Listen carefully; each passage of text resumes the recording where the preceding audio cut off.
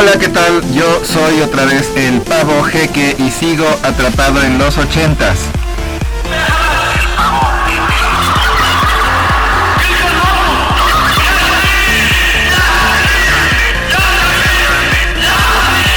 Y después de muchas narraciones acerca de juguetes vintage de los 80 de los Transformers, ahora vine para hablar acerca de cómo comenzó todo, de dónde vienen los Transformers, que para muchos, como para mí, son los mejores juguetes que hubo en los 80s y tal vez en toda la historia de los juguetes. Los Transformers tienen una historia muy interesante que nos habla acerca de cómo son las cosas en la industria de los juguetes a nivel mundial y cómo ha sido durante la última mitad del siglo XX y lo que llevamos del siglo XXI. Los Transformers tienen un origen japonés porque vienen de una línea de juguetes japoneses. Sin embargo, si le buscamos más para atrás, veremos que la historia de los Transformers tiene orígenes todavía más intrincados y más interesantes, porque en realidad todo comenzó con la Barbie. En 1959 fue creada por Ruth Handler y fue lanzada al mercado como la primera muñeca que tenía moda. Y esta a su vez fue inspirada por una muñeca alemana llamada Bild Lilly, que fue creada unos años atrás para un periódico conocido como Bild Zeitung, que en su primer número quería una caricatura, una tira cómica de un personaje femenino. Después del éxito de la caricatura, la casa de juguetes alemana Hauser comercializó a Bild Lilly, la primera muñeca en su tipo. Sin embargo, Mattel en 1964 adquirió todos los derechos de Bild Lilly y desde entonces ya dejó de hacerse en Alemania y las pocas que quedan tienen un altísimo valor como coleccionables. Precisamente en ese año de 1964, un hombre llamado Stan Weston diseñó el primer soldado para los niños, para que jugaran con un soldado y aprovecharan el gran mercado de accesorios y de ropa para muñecas que había originado Barbie. Fue vendido en ese año al ejecutivo Donald Levine de Hasbro, que le dijo a Stan: vas a hacer una fortuna con este muñeco. Lo decidieron comercializar con el nombre de America's Movable Fighting Man, o sea, el hombre de combate móvil de América. Había tres personajes, un soldado llamado Rocky, un marino llamado Skip y un piloto llamado Ace, al que algunos años después se les unió una enfermera.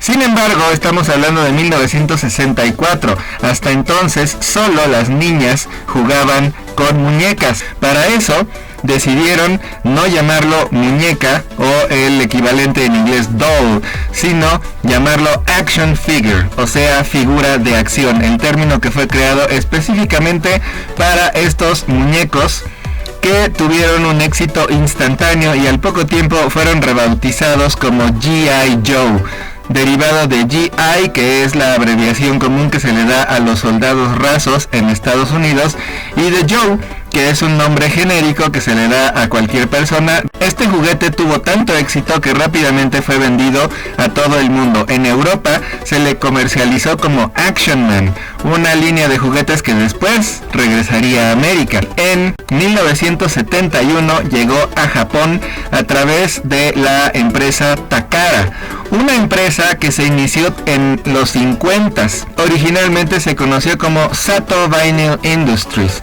una empresa dedicada al plástico, ya que en aquel entonces el metal en los juguetes comenzaba a ser sustituido por plástico. Esta empresa originalmente vendía trenes y varios tipos de juguete de plástico. Sin embargo, durante los 60s produjo a una muñeca que hasta la fecha es sumamente popular, llamada Lika-chan, inspirada en celebridades japonesas y que tiene sus propias leyendas macabras. En 1970, la empresa Takara decidió comprar la licencia de G.I. Joe para venderla en Japón bajo el nombre de Combat Joe. Sin embargo, como los soldados norteamericanos no eran muy populares para los japoneses, decidieron cambiarle un poco los rasgos y ponerle ropa de ninjas o de samuráis o de otros personajes japoneses. En 1974, Takara usó los mismos moldes para una nueva línea de juguetes de plásticos de diferentes colores, rojo, azul, amarillo, transparentes y con pequeños adornos en el interior que dieran la idea de que fueran robots. A esto le llamaron Henshin Cyborg, las mismas figuras de 20 a 30 centímetros que pertenecían a Combat Joe, ahora se convertían en cyborgs transformables, que es lo que quiere decir el nombre Henshin Cyborg, y fueron diseñados para que entraran en el concepto Tokusatsu, que son todas estas películas de ciencia ficción de héroes luchando contra monstruos. Esto comenzó a progresar mucho. Los muñecos comenzaron a ser cada vez mejor articulados y los accesorios eran infinitos, incluso tenían piezas intercambiables. Años más tarde, la empresa Takara decidió sacar muñecos más pequeños. Se sacaron figuras de 9,5 centímetros conocidas como Microman, o sea, el microhombre. Microman Zone fue la primera serie y llegó incluso a comercializarse en Estados Unidos con el nombre de Micronauts, con la compañía Mego, una compañía norteamericana que los vendió del 76 al 80 y tuvieron bastante éxito en todo el final de la década de los 70. Se anunciaban como guerreros que de hecho eran de ese tamaño y que venían de un planeta llamado Micro Earth, o sea, la microtierra, y se disfrazaban de juguetes para llegar a nuestro planeta. Al final de la década de los 70, Microman, con todos sus vehículos y sus accesorios, comenzaron a imponer una nueva moda. Vehículos o robots disfrazados de objetos de todos los días, pistolas, encendedores, etcétera, que podían transformarse en algo más.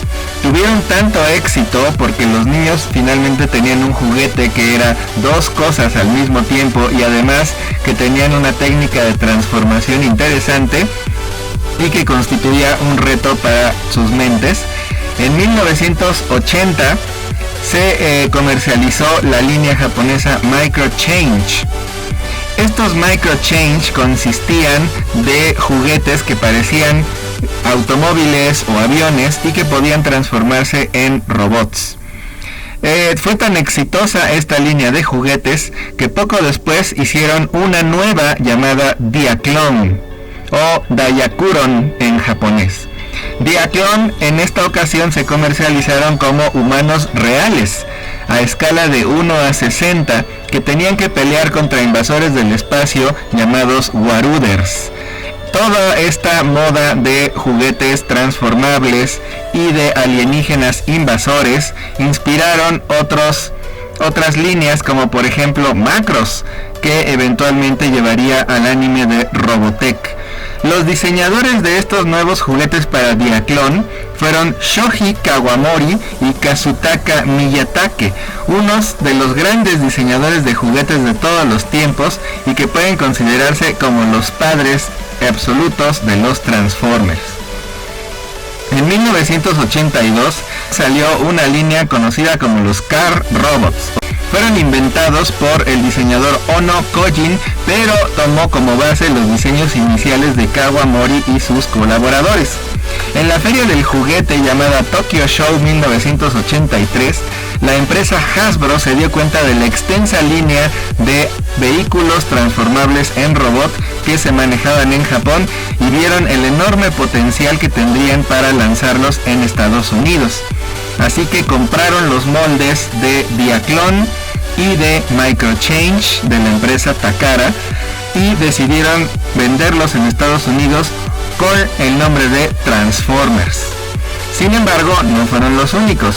También tuvieron moldes de otras compañías como Takatoku, que después sería absorbida por Bandai, y de muchos otros que ya para ese entonces habían generado un boom de juguetes transformables. En 1984 decidieron aliarse con Marvel Comics para crear una historia que respaldara a su línea de juguetes, lo cual ya habían hecho antes con G.I. Joe. Marvel Comics recibió el encargo con los personajes y una breve descripción de ellos.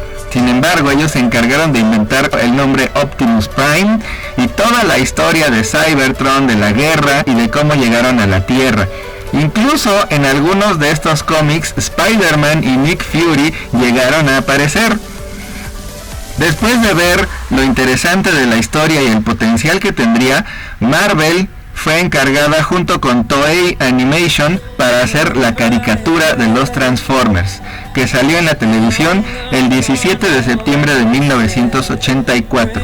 Y poco después, cuando quien les habla tenía entre 9 y 10 años, aparecieron en la televisión mexicana. Todavía recuerdo el primer episodio porque fue anunciado con mucha anterioridad en el canal 7, que era originalmente donde se pasaban aquí en la Ciudad de México. Muchas otras compañías comenzaron a comprar los moldes de empresas japonesas para venderlas con su propia marca. Por ejemplo, Juguetes Ensueño. Ellos compraron varios de estos moldes y los vendieron como los transformables de Ensueño, lo cual resultó ser una mezcolanza de varias líneas que después se harían famosas en todo el mundo. Sin embargo, los transformables no tenían una buena historia de fondo, simplemente se decía que venían de otro planeta.